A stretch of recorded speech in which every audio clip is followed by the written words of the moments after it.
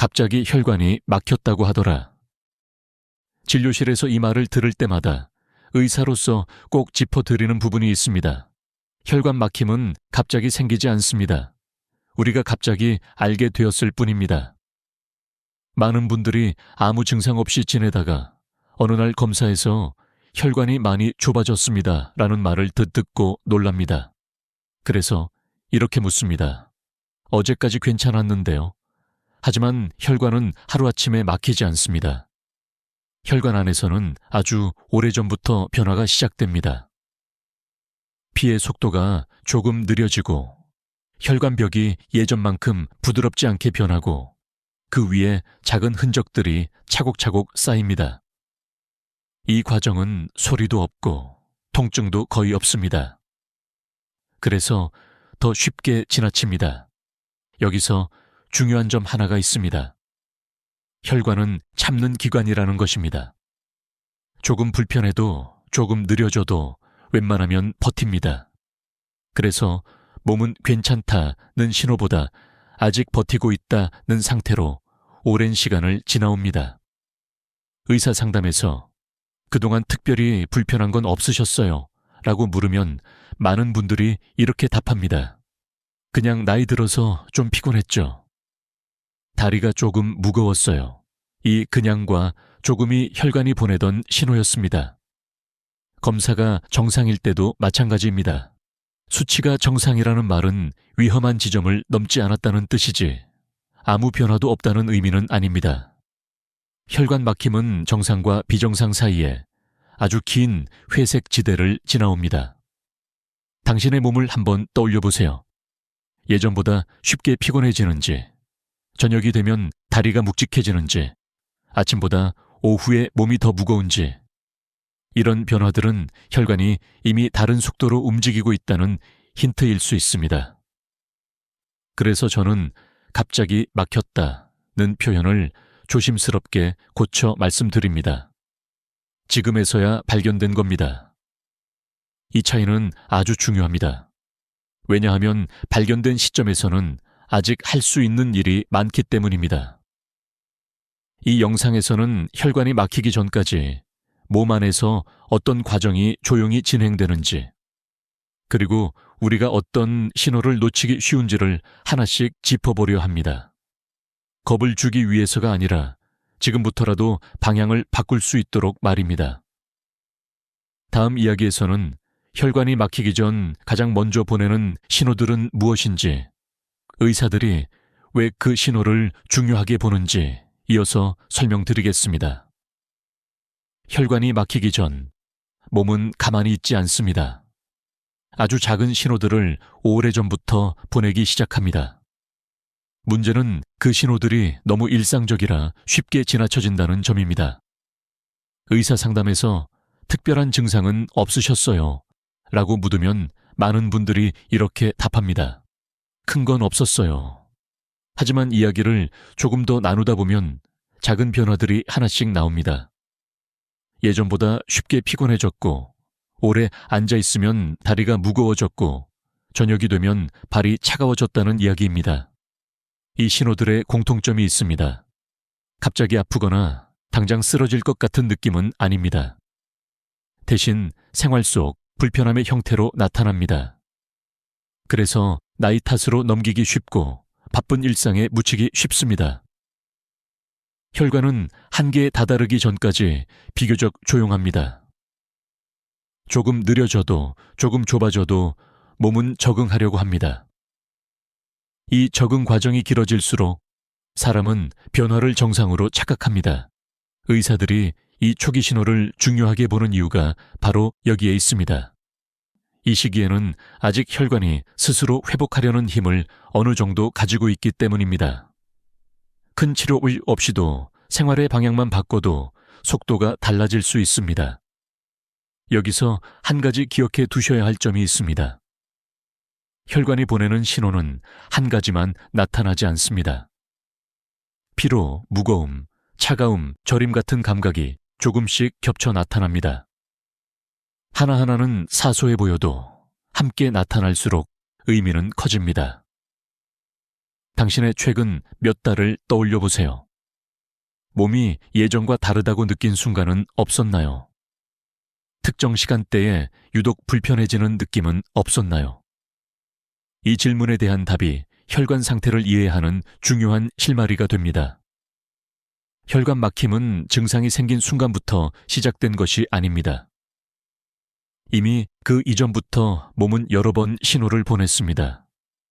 우리가 그 신호를 의미 없는 변화로 넘겼을 뿐입니다.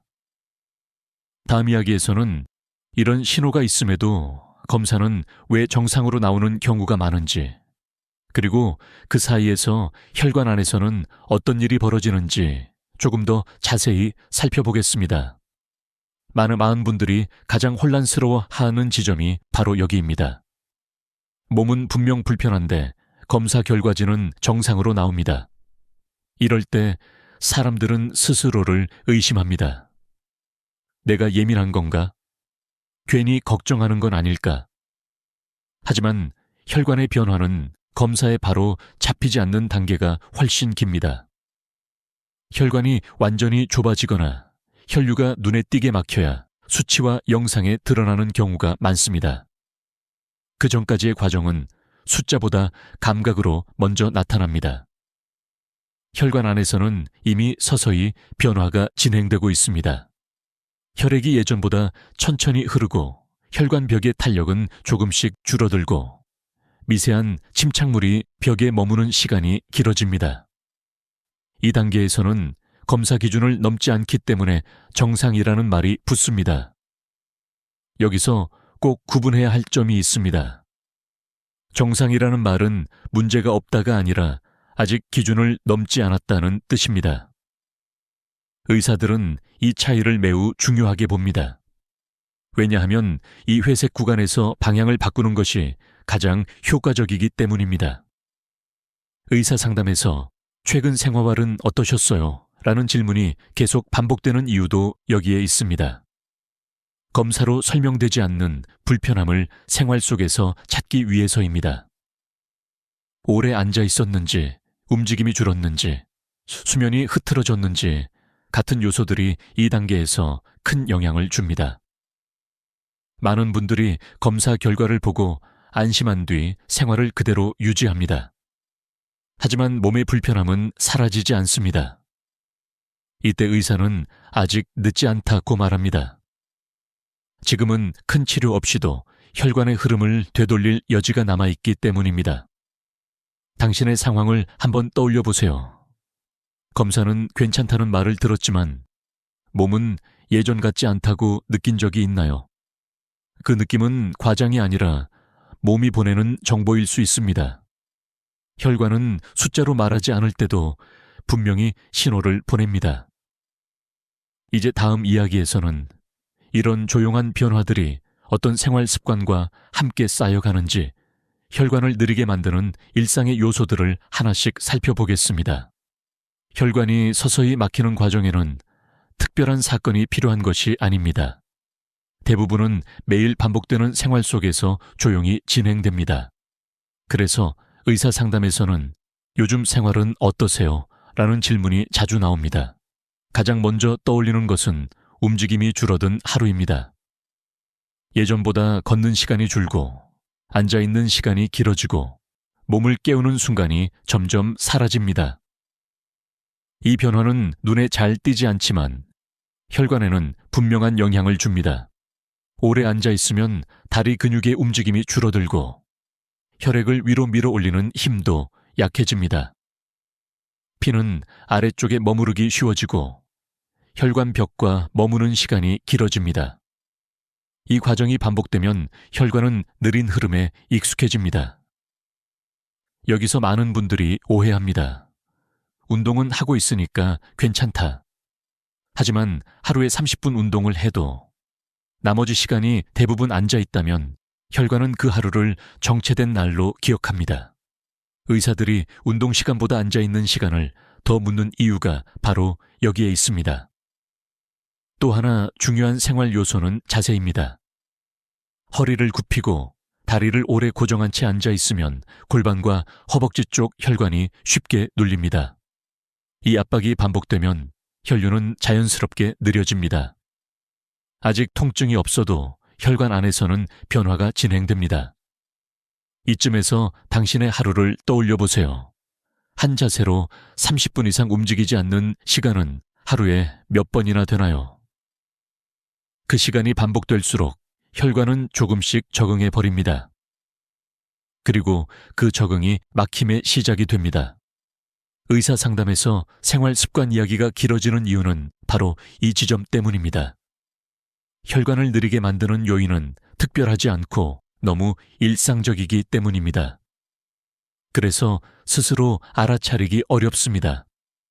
다음 이야기에서는 이렇게 느려진 혈관 안에서 무엇이 쌓이고 굳어지는지, 시간이 어떤 역할을 하는지에 대해 이어서 살펴보겠습니다. 혈관이 막히는 과정을 이야기할 때 의사들이 자주 쓰는 표현이 있습니다. 쌓이는 시간입니다. 혈관 막힘은 어느 날 갑자기 생긴 문제가 아니라 오랜 시간에 걸쳐 조금씩 쌓이고 굳어진 결과입니다. 혈관 안을 떠올려 보세요. 피는 매일 같은 길을 오갑니다. 그 길이 부드러울 때는 문제가 되지 않습니다.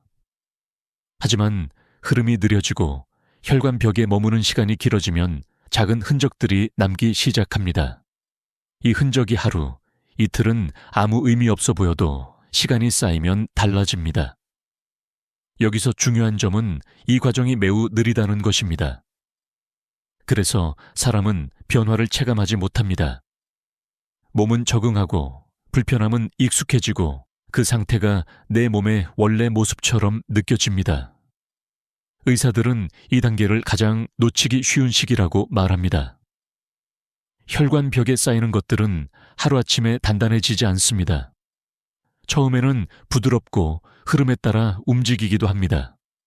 하지만 시간이 지나면서 점점 자리를 잡고 잘 떨어지지 않는 상태로 변합니다.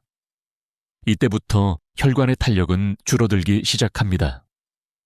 많은 분들이 그럼 언제 위험해지나요? 라고 묻습니다. 의사의 대답은 이렇습니다. 정확한 날짜는 없습니다. 대신 위험해지는 순간은 쌓이는 속도가 몸의 회복 속도를 앞지르기 시작할 때입니다. 이때부터 변화는 빠르게 느껴집니다. 당신의 생활을 한번 떠올려 보세요. 최근 몇 년 동안 앉아있는 시간이 늘지는 않았나요? 움직임은 줄어들지 않았나요? 수면과 식사 리듬은 조금씩 흐트러지지 않았나요? 이 변화들이 모여 혈관 안의 시간을 만들고 있습니다.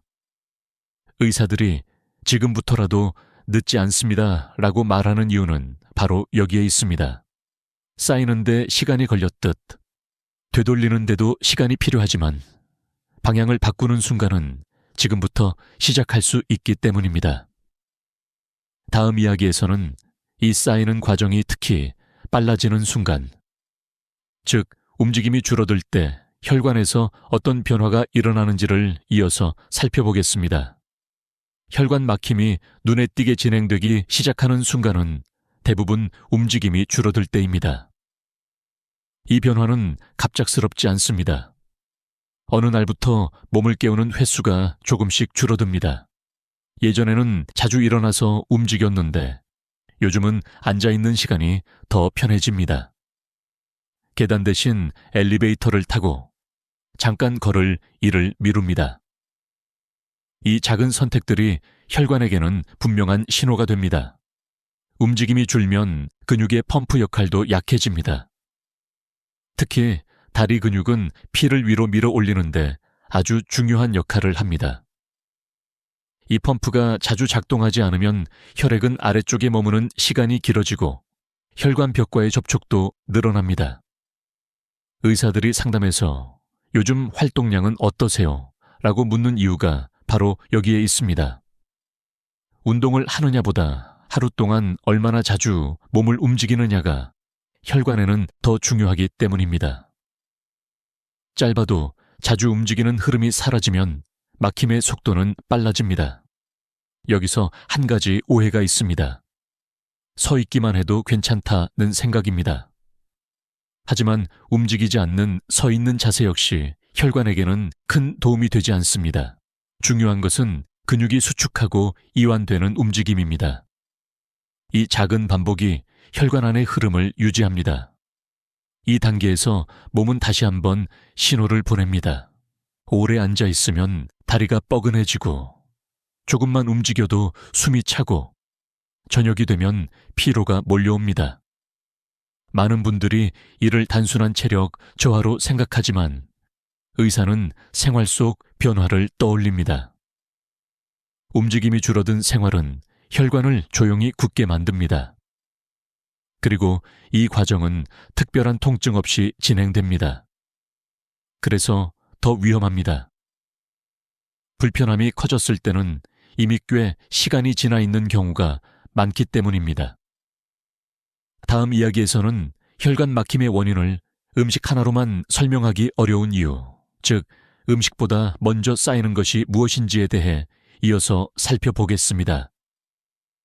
혈관 이야기를 하면 많은 분들이 가장 먼저 떠올리는 것이 음식입니다. 기름진 걸 먹어서 그런가요? 단 걸 많이 먹어서 그런가요? 물론 음식은 중요합니다. 하지만 의사 상담에서는 그보다 먼저 짚는 것이 있습니다. 바로 오래 쌓여온 생활의 흐름입니다. 같은 음식을 먹어도 혈관 상태는 사람마다 다르게 나타납니다. 그 차이를 만드는 것은 얼마나 자주 움직였는지, 얼마나 오래 앉아 있었는지, 하루의 리듬이 어땠는지입니다. 음식은 그 위에 더해지는 요소일 뿐, 처음부터 모든 것을 결정하지는 않습니다. 의사들이 식단 이야기를 바로 꺼내지 않는 이유가 여기에 있습니다. 생활의 흐름이 그대로인데 음식만 바꾸면 효과는 제한적이기 때문입니다. 혈관은 먹은 것만 기억하지 않고 그 음식을 어떤 상태에서 처리했는지를 함께 기억합니다. 예를 들어 보겠습니다. 오래 앉아 있다가 급하게 먹는 식사, 저녁 늦게까지 움직이지 않다가 이어지는 간식. 이런 패턴이 반복되면 혈관은 쉬지 못한 채 계속 일하게 됩니다. 문제는 이 상태가 너무 익숙해진다는 점입니다. 여기서 많은 분들이 놓치는 사실이 있습니다. 혈관 막힘을 앞당기는 것은 특정 음식 한 가지보다 그 음식이 반복되는 시간과 상황입니다. 그래서 의사는 무엇을 드세요? 보다 언제 어떤 상태에서 드세요? 를 더 중요하게 묻습니다. 당신의 하루를 떠올려 보세요. 식사 시간은 일정한가요? 식사 전후로 몸을 잠깐이라도 움직이나요? 아니면 앉은 상태에서 모든 식사가 이어지나요? 이 질문에 대한 답이 혈관 상태를 이해하는데 큰 힌트가 됩니다. 의사 상담에서 생활 이야기가 길어지는 이유는 바로 이 때문입니다. 혈관 막힘은 어느 한순간의 선택이 아니라 하루하루 쌓인 흐름의 결과이기 때문입니다. 그래서 음식보다 먼저 그 흐름을 되짚습니다. 다음 이야기에서는 이런 변화가 가장 먼저 눈에 띄는 부위, 즉 다리에서 나타나는 신호를 중심으로 이어서 살펴보겠습니다. 혈관의 변화는 가장 먼저 다리에서 드러나는 경우가 많습니다. 그래서 의사 상담에서도 다리에 대한 질문이 빠지지 않습니다. 저녁이 되면 다리가 붓지 않나요? 양말 자국이 오래 남지 않나요? 이 질문들은 단순한 확인이 아닙니다. 다리는 심장에서 가장 먼 곳에 있습니다. 중력의 영향을 가장 먼저 받는 부위이기도 합니다. 그래서 혈류가 조금만 느려져도 그 변화가 바로 느껴집니다. 무거움, 뻐근함, 차가운 느낌 같은 감각으로 몸이 먼저 알려줍니다. 여기서 중요한 점은 이 신호들이 통증이 아닐 수 있다는 것입니다. 아프지 않기 때문에 대수롭지 않게 넘기기 쉽습니다. 하지만 의사의 입장에서는 이 단계가 매우 중요합니다. 아직 막힘이 굳어지기 전 생활로 되돌릴 수 있는 여지가 남아있기 때문입니다. 많은 분들이 저녁에 다리가 무거우면 오늘 좀 피곤했나 보다 라고 생각합니다.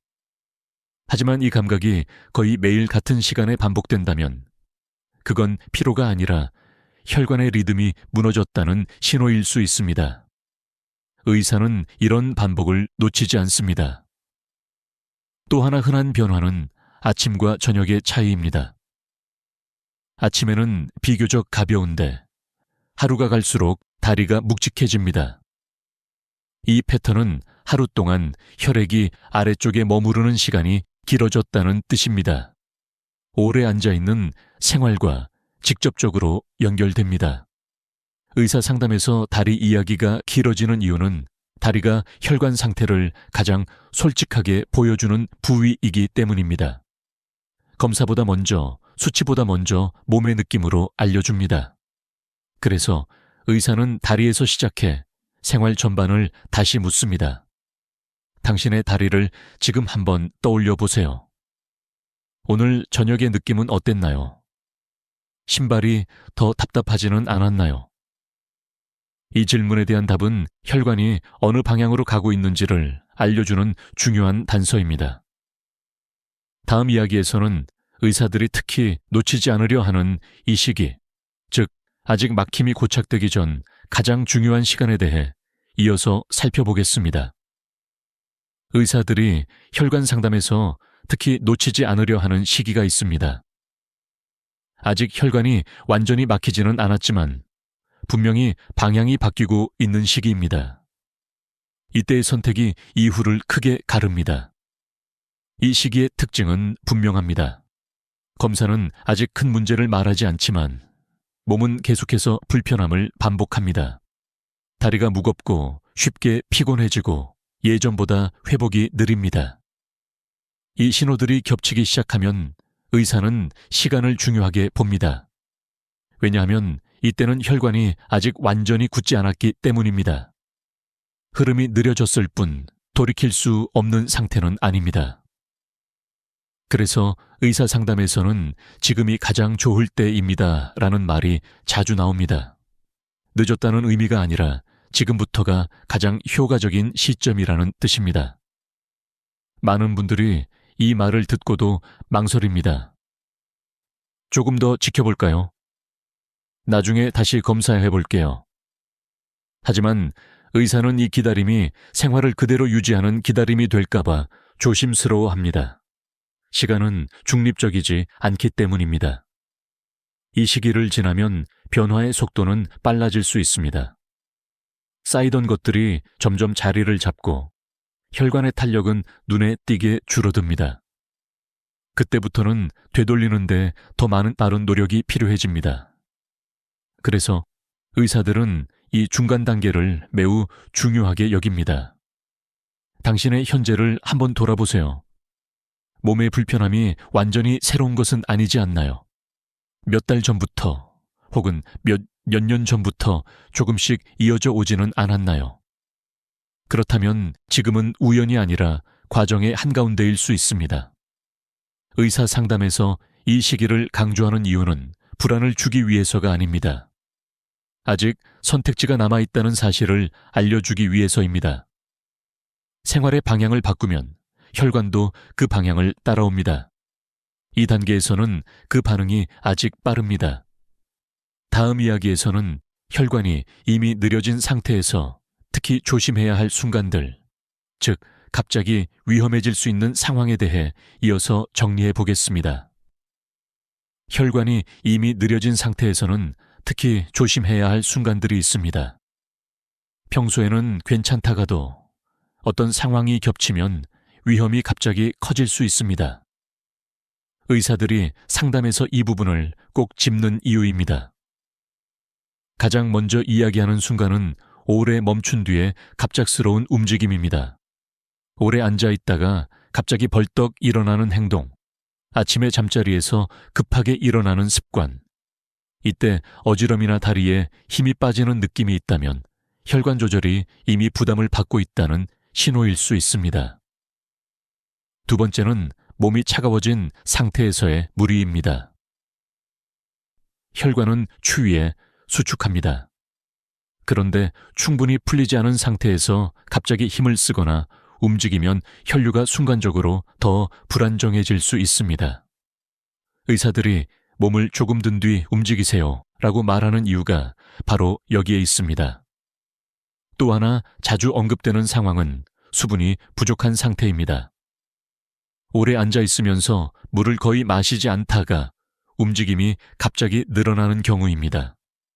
이때 혈액은 더 끈적해지고 혈관벽에 부담을 주기 쉽습니다. 그래서 상담에서는 움직임 이야기와 함께 물 이야기가 늘 따라옵니다. 여기서 많은 분들이 묻습니다. 그럼 가만히 있는 게 낫지 않나요? 그렇지 않습니다. 중요한 것은 멈추지 않는 것이 아니라 부드럽게 이어가는 것입니다. 혈관은 급격한 변화보다 천천히 이어지는 리듬을 더 잘 받아들입니다. 의사들이 천천히 시작하세요. 갑자기 몰아서 하지 마세요 라고 말하는 이유도 바로 이 때문입니다.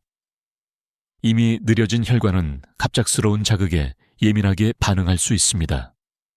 그래서 안전한 방식이 필요합니다. 당신의 하루를 떠올려 보세요. 오래 앉아 있다가 한 번에 움직이는 패턴은 없나요? 아침에 몸을 깨우는 시간이 너무 급하지는 않나요? 이 질문들은 혈관이 위험해질 수 있는 순간을 미리 피하기 위한 점검입니다. 의사 상담에서 이런 상황들을 강조하는 이유는 공포를 주기 위해서가 아닙니다. 이미 약해진 혈관을 다치지 않게 보호하는 방법을 알려주기 위함입니다. 이것만으로도 불필요한 위험은 크게 줄일 수 있습니다. 다음 이야기에서는 이 모든 과정을 되돌리는 데 도움이 되는 현실적인 생활 변화들, 즉 막힘의 속도를 늦추고 방향을 바꾸는 방법을 차분히 정리해 드리겠습니다. 혈관 막힘의 과정을 되돌린다고 하면 많은 분들이 큰 결심이나 극단적인 변화를 떠올립니다.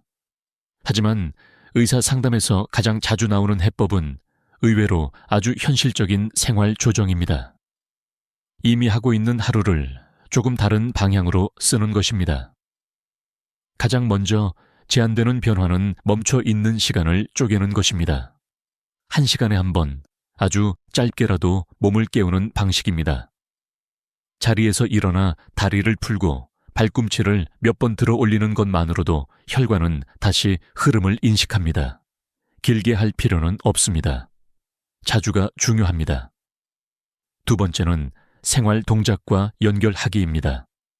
물을 마시러 일어날 때, 화장실을 다녀온 뒤 자리에 다시 앉기 전, 이 이미 있는 행동들 사이에 작은 움직임을 덧붙입니다.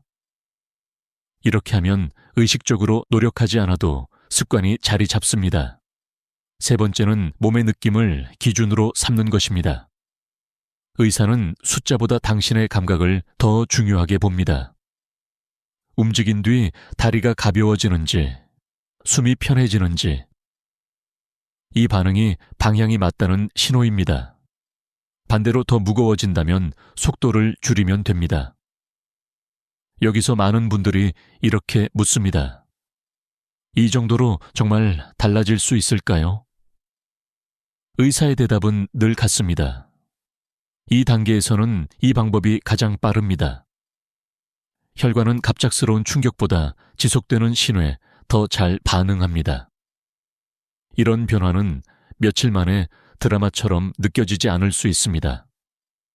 하지만 일주일, 열흘이 지나면 몸의 느낌이 조금씩 달라집니다. 저녁의 무거움이 덜해지고 회복이 빨라집니다. 의사들이 이 작은 변화를 신뢰하는 이유입니다. 중요한 점 하나를 꼭 기억해 주세요. 모든 것을 다 하려고 하지 않아도 됩니다. 한 가지만 선택해도 충분합니다. 앉아있는 시간을 끊는 것이든, 물을 나누어 마시는 것이든, 잠자기 전 리듬을 정리하는 것이든 그 무엇이든 괜찮습니다. 지속될 수 있는 것이 가장 좋은 선택입니다.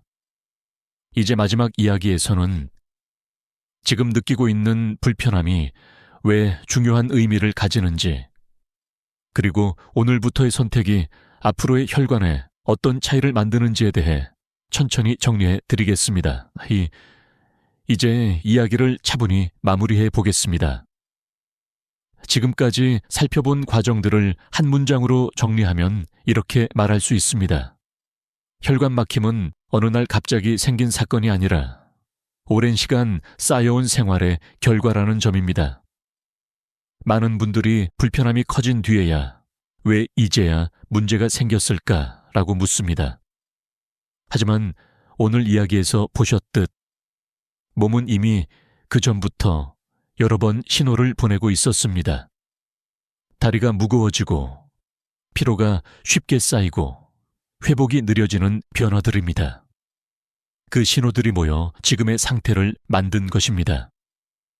여기서 중요한 점은 이 사실이 절망이 아니라는 것입니다. 쌓이는데 시간이 걸렸듯 방향을 바꾸는데도 시간은 필요하지만 지금부터의 선택이 앞으로의 속도를 바꿀 수 있다는 뜻이기 때문입니다. 의사들이 아직 늦지 않습니다 라고 말하는 이유가 바로 여기에 있습니다. 지금 느끼는 불편함을 단순한 노화로만 넘기지 마세요. 그 불편함은 몸이 더 나빠지기 전에 보내는 마지막이 아니라 가장 친절한 신호일 수 있습니다. 아직 움직일 여지가 남아있다는 뜻이기 때문입니다. 완벽하게 바꾸려 하지 않아도 됩니다. 오늘 하루 앉아있는 시간을 한번 끊어보는 것, 물을 한 번 더 나누어 마시는 것, 잠자기 전 몸을 조금 일찍 쉬게 하는 것. 이 작은 선택 하나가 혈관에게는 분명한 메시지가 됩니다. 이제 방향을 바꿀 준비가 되었다는 신호입니다. 그래서 저는 이 영상을 마치며 아주 간단한 제안을 하나 드리고 싶습니다. 오늘을 데이 1이라고 불러보세요. 혈관을 의식해본 첫날입니다. 그리고 내일은 데이 2, 그 다음은 데이 3으로 이어가 보세요. 7일이면 충분합니다. 그 안에서 몸은 반드시 무언가를 느끼게 해줄 것입니다. 가능하다면 댓글에 이렇게 남겨주세요. Day 17 챌린지 시작. 누군가에게 보이기 위한 말이 아니라 스스로에게 다시 한번 확인하는 표시입니다. 이 작은 행동이 생활을 이어가는 힘이 됩니다. 혈관은 갑작스러운 결심보다 지속되는 선택을 더 신뢰합니다. 지금 이 순간이 혈관을 위해 할 수 있는 가장 빠른 시작입니다. 오늘 이 이야기를 여기까지 들으셨다면 이미 방향은 바뀌기 시작했습니다. 지금까지 혈관 막힘은 갑자기가 아닙니다. 이유가 있습니다. 라는 주제로 함께해 주셔서 감사합니다.